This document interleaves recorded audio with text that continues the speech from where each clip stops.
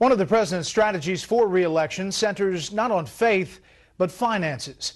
Chief National Correspondent Jim Angle has the first in a series of reports on income disparity.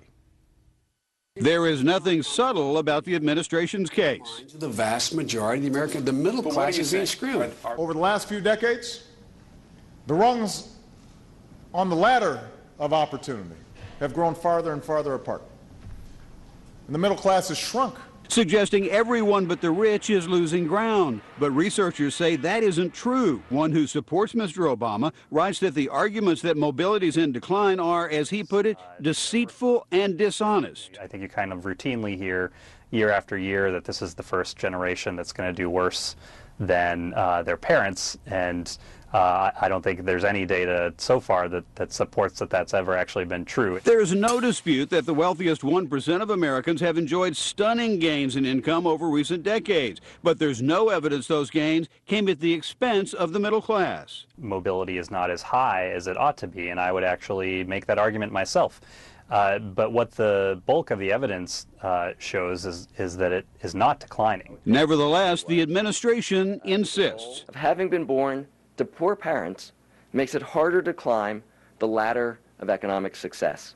Much of the research, however, flatly contradicts that. If you're born in the lowest 20%, the likelihood is you're not going to end up in the lowest 20%. The chances of starting out at the bottom and ending up in the middle class end up being something like 55%. A Pew Foundation study looked at more than 3 decades and found that over any 10-year period, quote, Americans are much more likely to experience a large income gain than a large income drop. In fact, one study after another shows people are constantly moving up and down the income ladder, much like an escalator, with some people going up and some going down. The American Enterprise Institute looked at Federal Reserve data from 2001 to 2007, showing 44% of those in the lowest 20% of incomes moved up to higher incomes, while 34% of those in the highest 20% moved down.